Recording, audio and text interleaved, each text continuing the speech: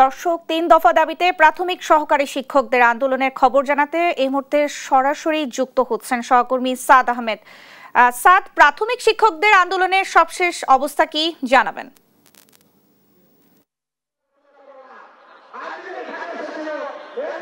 আমি এখন দাঁড়িয়ে আছি রাজধানীর কেন্দ্রীয় শহীদ মিনারে। এখানেই কিন্তু শিক্ষকরা অবস্থান নিয়েছেন এবং তারা যেটি জানিয়েছেন আগামীকাল থেকেই কিন্তু দেশের সকল প্রাথমিক বিদ্যালয়ে কর্মবিরতি পালন করবেন তারা। সেই সঙ্গে আজকে যে 4:45 তারা যে শাহবাগে গিয়েছিলেন সেখানে কিন্তু তাদের বেশ কয়েকজন শিক্ষক আহত হয়েছেন। তারা যেটি বলছেন যে প্রায় শতাধিক শিক্ষক কিন্তু আহত হয়েছেন এবং তারা সেই আহতের প্রতিবাদে সেই সঙ্গে আজকে যে পুলিশি বাধার মুখে তারা পড়েছেন, তাদের উপর যে টিয়ার শেল বা সাউন্ড গ্রেনেড নিক্ষেপ করা হয়েছে, সেখানে যারা আহত শিক্ষক হয়েছেন সেই আহতের প্রতিবাদে কিন্তু সেই সঙ্গে 3 দফা দাবি বাস্তবায়নের দাবিতে কিন্তু তারা এই শহীদ মিনারে অবস্থান কর্মসূচি চালিয়ে যাওয়া, সেই সঙ্গে আগামীকাল থেকে সারা দেশে কিন্তু প্রাথমিক বিদ্যালয়ে কর্মবিরতি পালন করার ঘোষণা কিন্তু দিয়েছেন। সেই সঙ্গে আরও কিছু কর্মসূচি কিন্তু তারা এখানে দিয়েছেন। আমি যদি একটু বলতে চাই, রাত 11টায় কিন্তু তারা এখানে মোমবাতি প্রজ্বলন কর্মসূচি ঘোষণা করেছেন।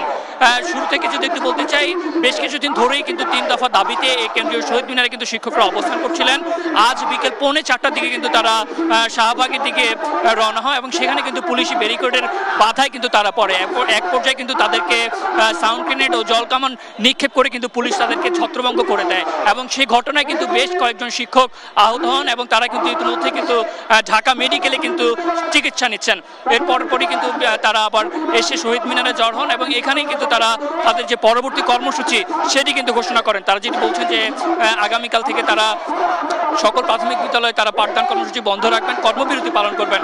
আমি যদি তাদের 3 দফা দাবিগুলো একটু বলতে চাই, যে তাদের 13তম গ্রেড থেকে 10ম গ্রেডে পদোন্নতি, সেই সঙ্গে চাকরির 10 ও 16তম বছরে তাদের যে পদোন্নতির জটিলতা সেটি নিরসন করতে হবে।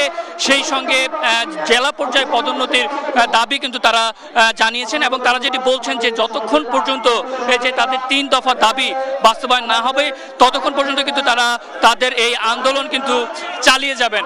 অন্যদিকে প্রাথমিক ও গণশিক্ষা মন্ত্রণালয়ের উপদেষ্টা যিনি রয়েছেন বিধানচন্দ্র রায় পোদ্দার, তিনি কিন্তু জানিয়ে দিয়েছেন যে শিক্ষার্থীদের ক্ষতি হয় এমন কোনো কার্যক্রম কিন্তু করলে কিন্তু কঠোর ব্যবস্থা কিন্তু তিনি নেবেন।